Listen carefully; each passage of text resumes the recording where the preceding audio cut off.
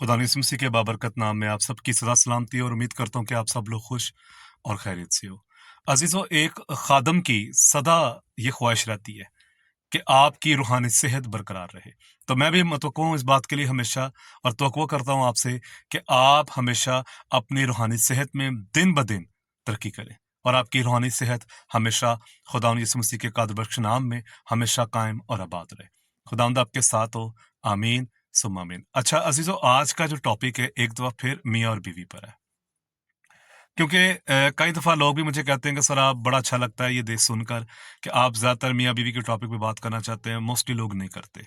तो जो नहीं करते उनके लिए तो शायद मैं कुछ ना कह सकूं, लेकिन जो करते हैं उनके लिए खुदा का शुक्र अदा करता हूं, क्योंकि देखिए हम सब की अव्वलीन ये जिम्मेदारी है खादमों की कि जो हमने सीखा है कम से कम हम वो तो बयान करें। हमको बड़े प्रोफेसर नहीं है, हम कोई बड़े डॉक्टर नहीं है, हमको बड़े इंजीनियर नहीं है, लेकिन एक बहुत नाकिस सा इल्म रखते हैं। अगर सफाई के साथ, रास्तबाजी के साथ और ईमानदारी के साथ तो हमें फैलाना चाहिए। पिछले दिनों में मैंने एक शॉर्ट अपलोड की जिसके ऊपर ये वीडियो बना रहा हूँ, और मैंने इनको बताया कि नौजवान हमारी जो बेटियां हैं, जो बहनें हैं, और नौजवान जो हमारे भाई हैं वो तवील अरसा इंतजार करते हैं कि उनका लंदन का वीज़ा लग जाए, उनका अमेरिका का वीज़ा लग जाए, या वो दुबई चले जाएं, अपने घर को सपोर्ट कर सके, अपनी माली हालत को वो दुरुस्त कर सके, जो कि मैं समझता हूँ बुरा नहीं है। लेकिन जब यीशु अल मसीहा का कलाम पूरा होता है उस सूरत में कि आप एक औरत के साथ उसके बंधन में बंध जाते हैं, आप एक शौहर के साथ उसके बंधन में बंध जाती हैं, तो फिर आप कहें कि मैंने दुबई जाना है, मैं तो स्टाफ नर्स हूँ, मैं तो फलां जॉब करती हूँ, तो मैं समझता हूँ यहाँ पर आपको इब्लीस की चाल को समझने की जरूरत है। और मैं आपको बताता चलूं आज फिर बड़ी जिम्मेदारी के साथ, अगर मेरी बातें आपने तवज्जो से सुनी, अगर आपने मेरी बातें बड़े गौर से सुनकर समझी, तो आपकी बहुत सारी प्रॉब्लम यीशु मसीह के नाम से दूर हो जाएगी। आमीन सुम आमीन। मेरी मसीह में मेरी बहनों और भाइयों, आप अगर खुदा यीशु मसीह के साथ चलते हैं, आप अगर खुदा के कलाम पर दिल से अमल करते हैं और नए सिरे से पैदा हुए हैं बपतिस्मा आपने लिया, और दिन ब दिन जारफशानी इस बात की करते हैं कि हम खुदा के कलाम को ढूंढें, खुदा की मर्जी को सीखें और सुने, और सबसे बढ़कर समझें, फिर तो अगर आपका वीज़ा लगता है और आप 2-3 महीने बाद अपने शौहर को बुला सकती हैं, आप अपनी बीवी को बुला सकते हैं, फिर तो चलें। मैं इस बात को समझता हूँ और मैं इजाज़त के तौर पर कह सकता हूँ कि ऐसा होना चाहिए। लेकिन अगर ऐसा नहीं होता और एक तवील अरसा आप अपनी बीवी के बगैर गुजार देते हैं और आप अपने शौहर के बगैर गुजार देती हैं, और फिर फ़ोनों पे गलत किस्म की अगवाएँ आपको सुनने को मिलती कि आपकी बीवी ऐसी कर रही है, आपका शौहर ऐसा कर रहा है, फिर शक व शबात, और फिर बीवी भी सोच लेती ठीक है जहाँ पर मैं हूँ, मैं यहीं पर हूँ, शायद ये बंदा मेरी किस्मत में आना था लेकिन मेरा अब इसके साथ गुजारा नहीं है, ये औरत मेरी किस्मत में आनी थी अब मेरा इसके साथ गुजारा नहीं है, मैं यूरोप में रहता हूँ, ठीक है, मैं किसी गोरी से, किसी मेम से,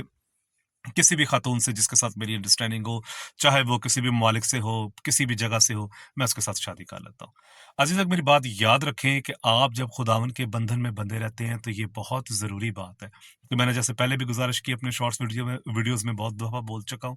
कि जब तक बीवी के मुकम्मल तौर पर आपके पास शवाहिद मौजूद नहीं है, और बाइबल मुकद्दस जिस बात के लिए आपको तलाक के लिए नहीं कहती और जिसके लिए कहती है, अगर वो शवाहिद आपके लिए मौजूद नहीं है आपके पास, तो आप बीवी को डाइवोर्स नहीं कर सकते, बीवियां शोहरों से डाइवोर्स नहीं ले सकती। एक तो ये चीज होगी।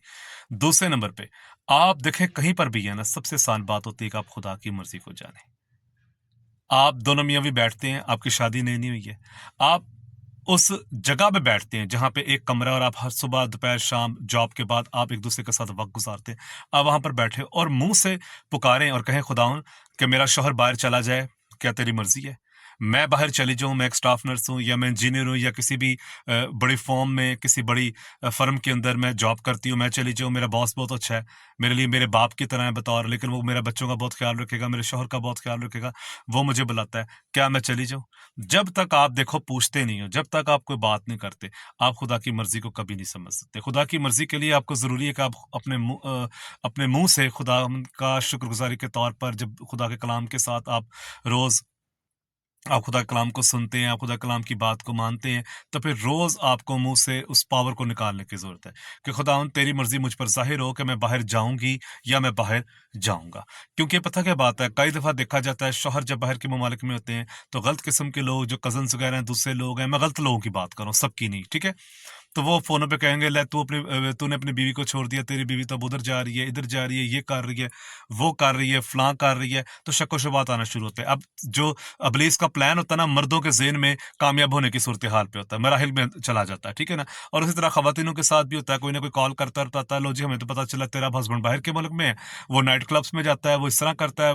बड़ी ख़वातीनें इसके साथ देखी जाती है, वो तो एन्जॉय बड़ा कर रहा है और दिस एंड दैट और फलान-फलां। आप मेरी बातों को समझ रहे हैं, ठीक है? तो अगर इन सारी प्रॉब्लम से आप निजात हासिल करना चाहते हैं, तो याद रखें उस मामले को कभी हाथ में ना लें जो आपका मामला नहीं है, जो आपकी सरदर्द नहीं है, जो आपकी परेशानी नहीं है। अगर आप जानबूझ के उसमें इन्वॉल्व होते हैं, दोस्तों की बातें मानते हैं, कज़न्स की बात मानते हैं और रिश्तेदारों की बात मानते हैं कि जी हमें तो बाहर चले जाना, हमें इस तरह करना चाहिए या शक-व-शुबहात के हवाले से फ़ोन आते हैं, तो फिर आपकी जो रूहानी अज़दवाजी ज़िंदगी है वो इंतहाई ख़तरे में पड़ जाती है और फिर आस्ता बात डाइवोर्स तक चली जाती है। और फिर बज़ाहिर है आप खादमों से भी राय लेना चाहते हैं, खादमों से बताते हैं बात, तो फिर वो भी बेचारे क्या करेंगे आपके साथ? वो भी यही कुछ ही करेंगे ज़्यादातर जो मैंने आपको बता दिया कि भाई अपने खुदा की मर्ज़ी को आपने जानना था। आपने खुदा की मर्ज़ी को समझना था। तो खुदा की मर्ज़ी को समझना, खुदा की मर्ज़ी को जानना इंतहाई ज़रूरी बात है और मैं हमेशा कहता था, कहता हूँ और कहता रहूँगा कि खुदा ने यीशु मसीह के हुक्मों पे अमल करने के लिए अपनी ज़िंदगी को वक़्फ़ करें। अपनी ज़िंदगी को मुकर्रर कर दें कि आप यीशु मसीह के बेटे हैं,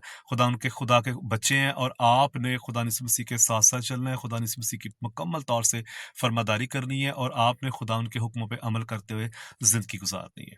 मैं एक दफ़ा फिर आज दरख़्वास्त करूँगा, एक छोटी-सी दुआ मेरे पीछे करें, दुआ ज़रूर छोटी है लेकिन इसमें बहुत बड़ा अजर है, बहुत बड़ी ताकत है। ये पूरी की पूरी आपकी लाइफ़ को चेंज कर सकती है। जितनी वो मेरी बहन है, जितने वो भाई किसी भी कर्ज़ में, प्रॉब्लम में, परेशानी से गुज़र रहे हैं, 2-4 है, चाहे वो प्रॉब्लम किसी किस्म की है, चाहे वो बताने के लायक है, बताने के लायक नहीं है, बराए मेहरबानी मेरे पीछे दुआ करें, आँखें बंद करें और मेरे पीछे दुआ करें। खुदावंद यीशु, मैं आज एक दफ़ा फिर अपना दिल तुझे देता हूँ, देती हूँ। मैं तुझे अपना निजात दहिंदा कबूल करता हूँ, करती हूँ। खुदावंद तू मुझ पे रहम कर, मेरी मदद कर। तू मुझे नए सिरे से पैदा कर, मैं अपने तमाम बुराइयों का इकरार करता हूँ। मुझे माफ़ कर, अपने खून से धो मुझे नया इंसान बना।